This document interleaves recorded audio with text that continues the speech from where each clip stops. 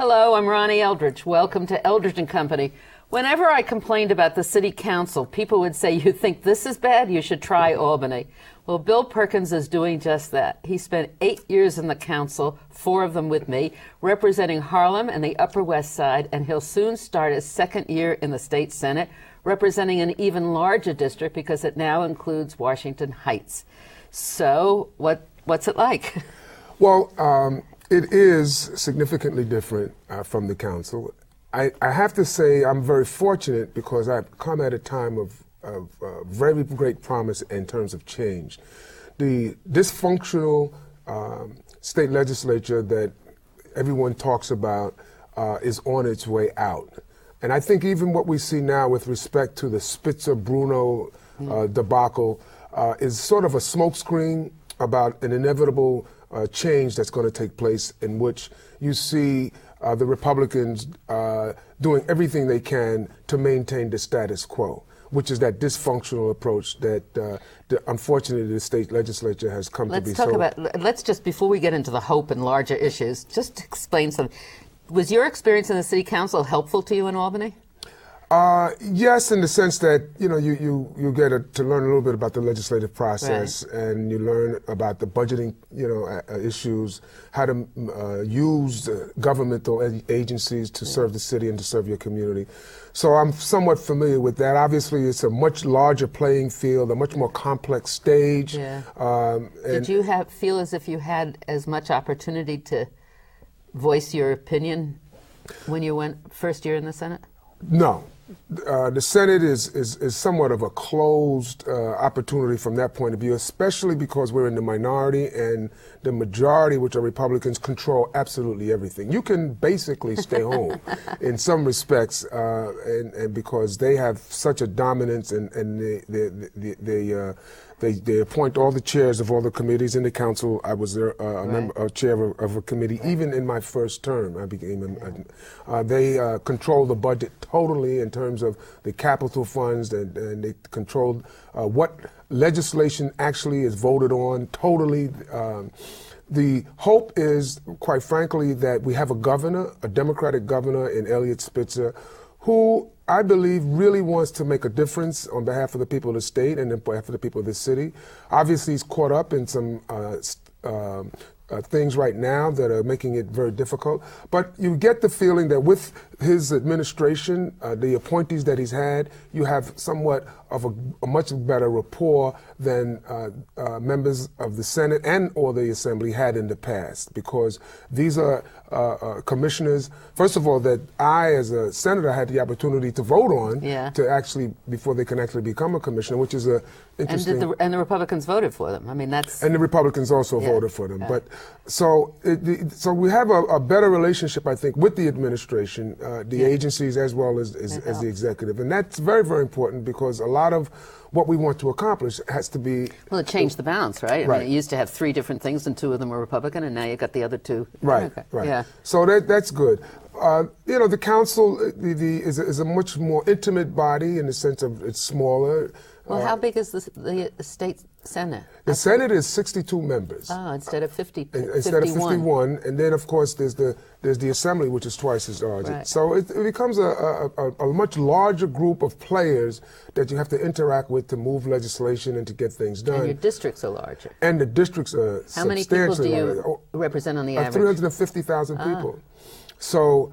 And it's a much larger geographic territory and a much more diverse constituency, all of which is exciting to me because, it's a challenge in terms of building bridges and making. Do you feel more detached from your constituency having to travel to Albany to conduct business? There is some of that, especially during the first part of the year when we're in session. And then, of course, after April, we're basically back into the city. So it gives us an opportunity to catch up and to begin to, do the work on a more grassroots community level. Does it make you wonder what it's like to go to Washington?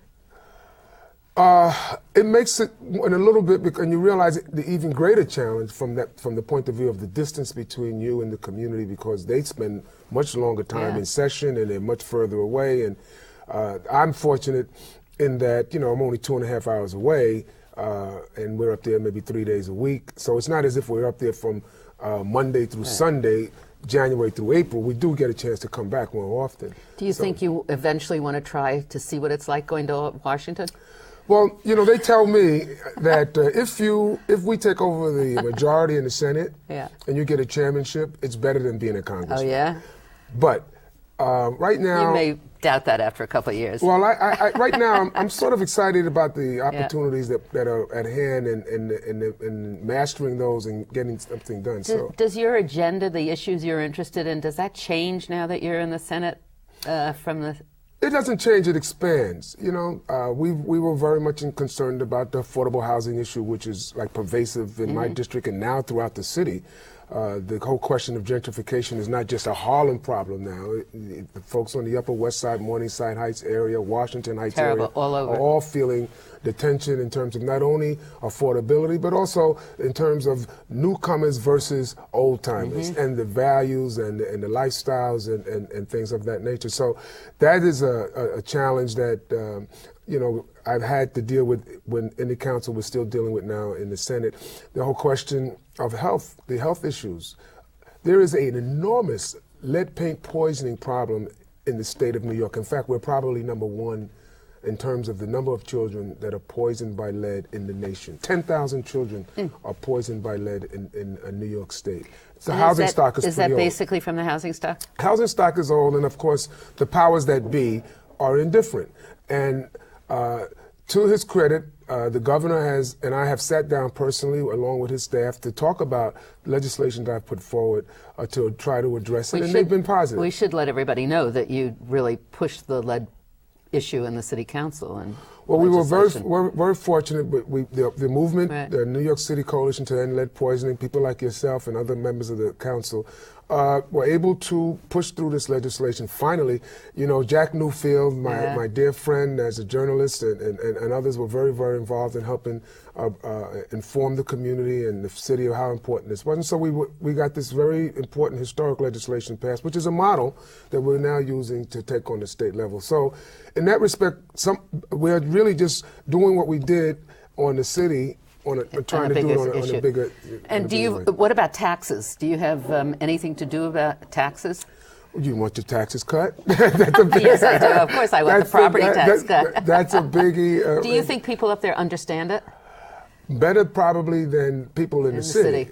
Because their schools are based on taxes. Yeah. Obviously, there's a lot more private housing than their taxes for that, so on and so forth. So they are always ready to see where taxes can be cut. In fact, there's a whole movement up there called Unshackle New York State, which essentially is talking about how these taxes are holding back the capacity of New York State to be more productive. But they don't include the city, unfortunately, right? Not in the way that we're concerned with. They're basically, in many respects, I'm sorry to say, anti-New York City.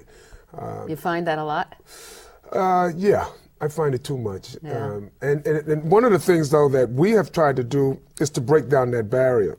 And towards that end, the Democratic Conference has been touring the state in those areas where we might not normally be expected to be concerned. Like I just got back from Syracuse, where I visited dairy farms and, milked cows and got to better understand what is the plight of the dairy farmer, which is significant, and the relationship between their success and the success of my constituents in places like Harlem, because we rely, if things work out well, on what they produce. And so we're trying to cultivate relationships like that and connections and understandings that will sort of break down that anti-New York City kind of mentality. They want, in some places, to detach New York City from the rest of the state.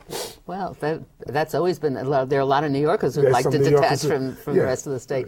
It's incredible. We never can get over that. But economically speaking and practically speaking, it doesn't make any sense. Do they think people who live here are crazy? I don't get the sense that they think we're crazy, but I do think that there are value differences that they think we have.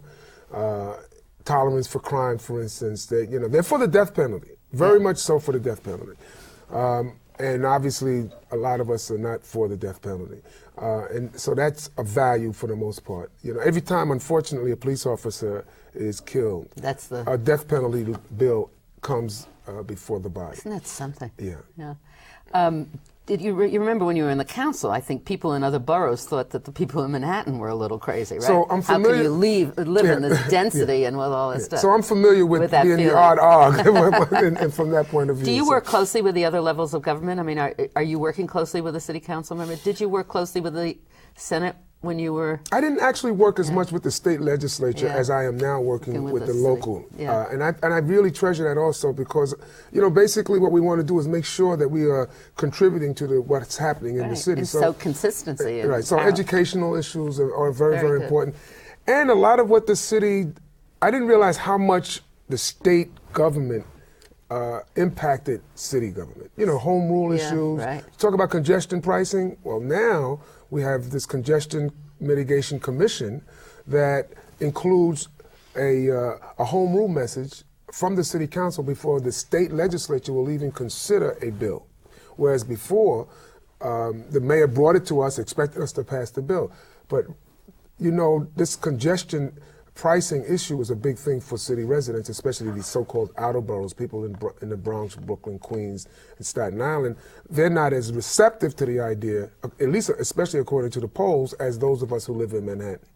So it's good that we're now going to be hearing from them. They have a vote in the process, and if they pass it on the city level, that means that all the issues that may have been there have been massaged and reconciled, so that now those of us on the state level, especially those of us from the city, can feel even more receptive about the idea. However, for those who are from outside of the city, it's a commuter tax. It's the return of the commuter tax. Yeah. Some of us are not so much opposed to a commuter tax. We were not happy when we were very unhappy when we lost that $500 million a year. Very important. Are you supporting the congestion?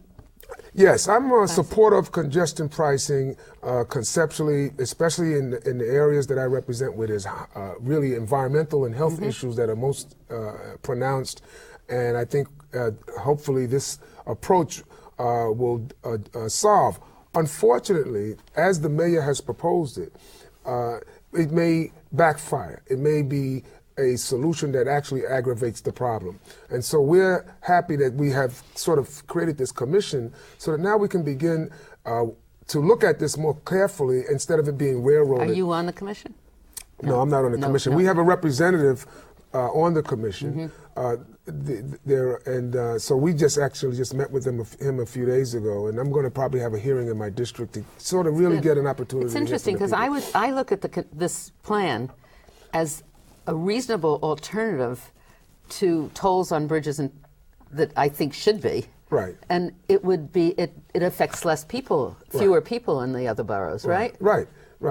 Well, again, those are some of the points of view that need to be looked at through this commission. That the unfortunate thing is that a great idea championed by the mayor in the wrong way. Yeah. You know, he sort of tried to bully his way through it, which then created not a critique of the idea as much as it was a critique of the process by which he was trying to have it implemented. And I think now we have a chance to sort of look at this more intelligently and get a greater input from the constituents. I want to change the subject a little bit.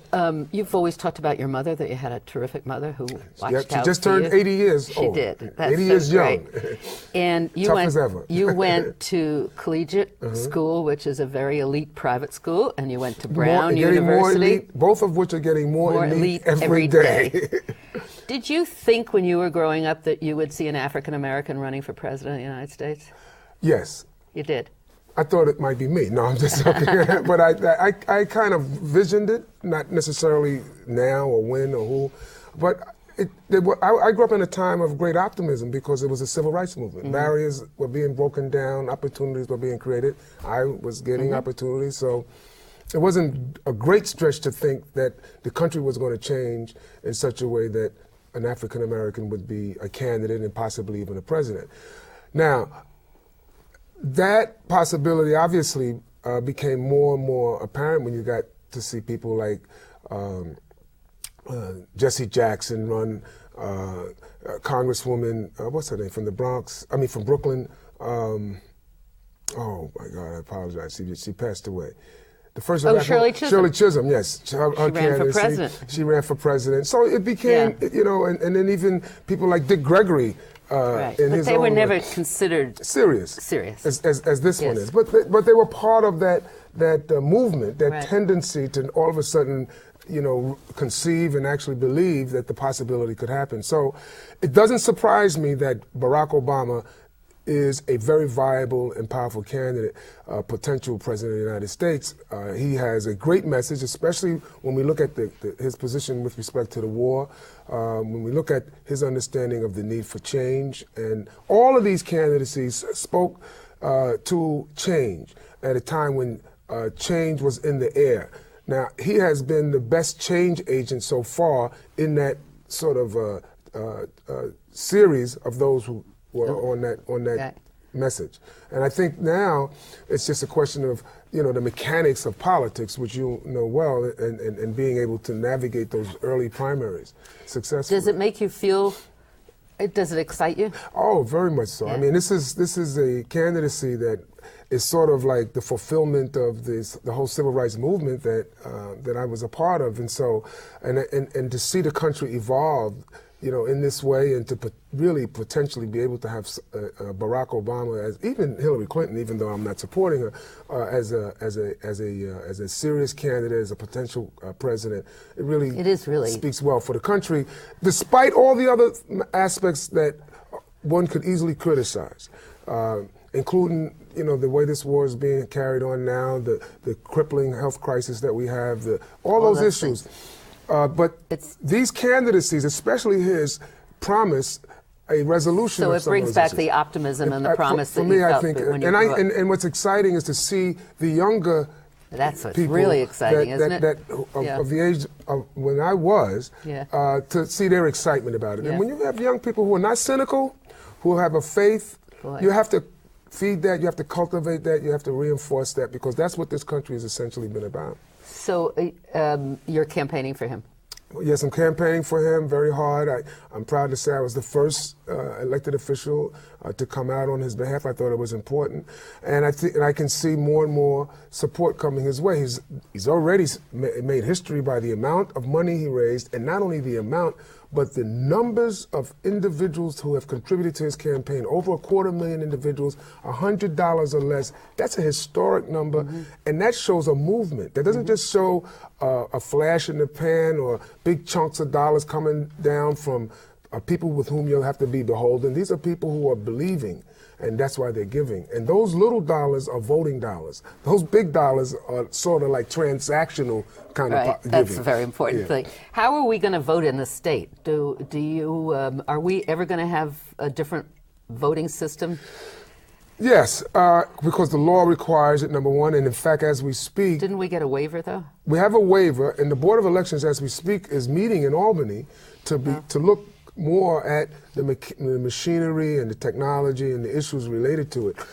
There obviously have been some significant challenges because there's so many types, and there's an opportunity to corrupt. We've seen the corruption already in Ohio and in Florida with the new types of, and in California with the new types of machinery. So but it's going to happen. It has to happen. We should explain that we have these.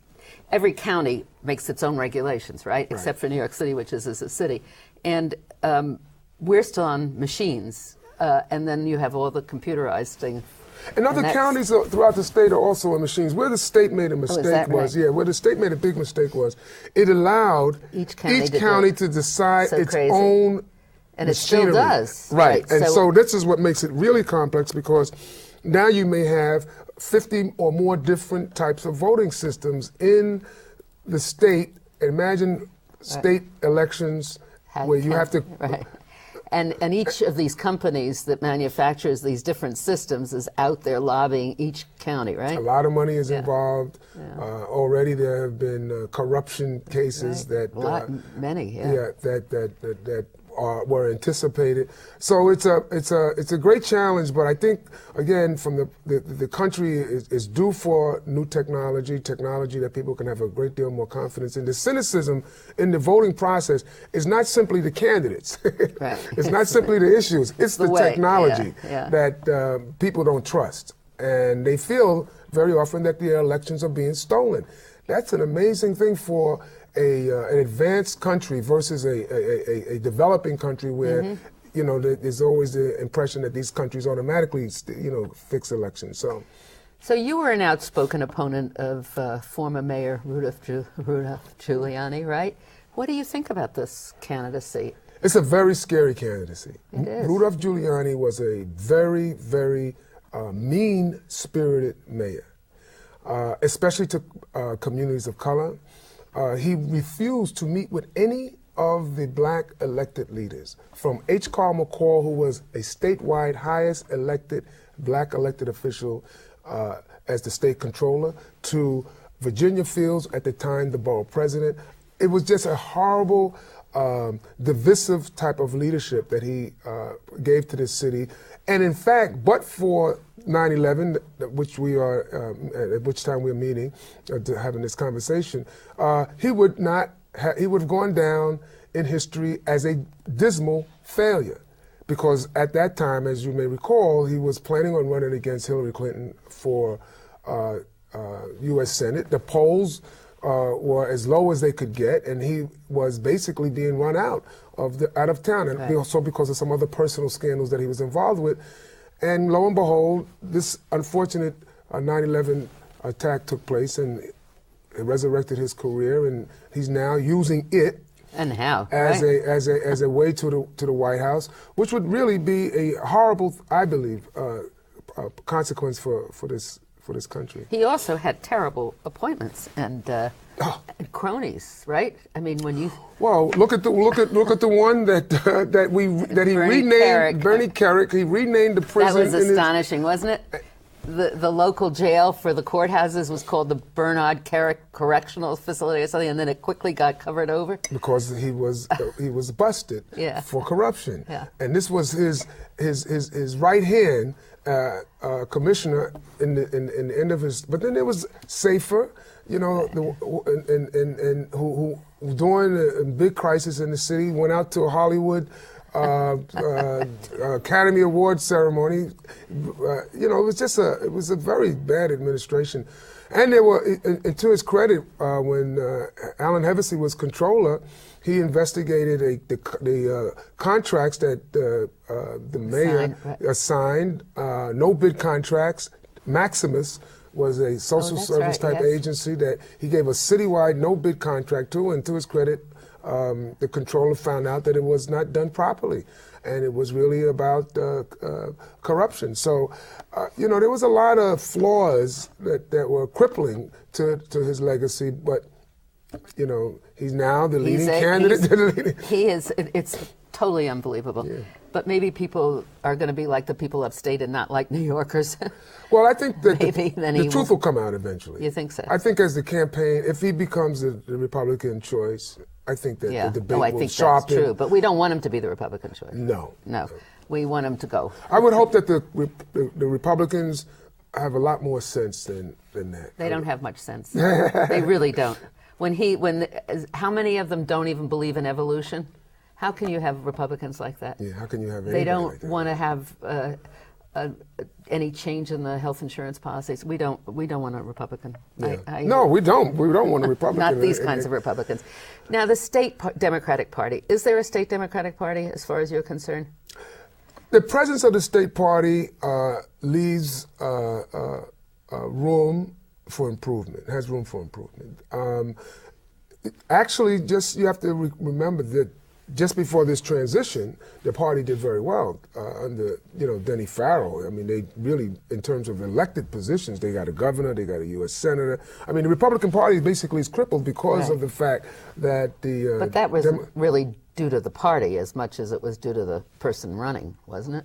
I don't know. Well, it's a combination. Yeah. It's a combination, but I think that the presence of the party in terms of being more visible on issues and providing a little bit more direction is at least something to be desired. One hopeful sign is that it's a younger leadership and a fresher leadership. I think David Pollock and they have been able to sort of stimulate a great deal of interest. Who is David Pollock? That's a good question. He was active with a sort of group of young Democrats that organized around the city and around the state and created a great deal of interest in Democratic Party politics to such an extent that the governor chose them as the future, as the energy. So I think that while the party, there's room for improvement, I think that this kind of leadership, being able to reach out, is more diverse than it's ever been in terms of some of its leadership. So we'll see. The advantage is that at this point in the state, you do have a governor, you do have, some pretty powerful individuals that can be, supportive. But it's a question of whether or not the party can fashion an agenda and a vision that is really responsive, right? That is really responsive to enough people. And I'm not sure if we're there yet. We have less than a minute, so we are almost ready to have people go out with petitions to nominate delegates to the Democratic Convention to elect the president. Well, hopefully you'll be one of the delegates for but Obama. But I want New Yorkers to understand, because we're so used to not being in the mix. Yes. That when is the date that we do Well, that? the beginning of petitioning is October 30th, which is right around the corner. But and it's going to be, I think, a pretty exciting period because there's so many Democratic candidates. And when's the primary day? Do you know? The primary date, I think, is February the 18th. Something like that. And if people want to get in touch with you, they can find your site on the web, on the internet, and call your office. Yeah. Perkins at senate.state.us. Too complicated. Yeah. Thanks very much, so Bill much. Perkins. Good to see you. Thank you.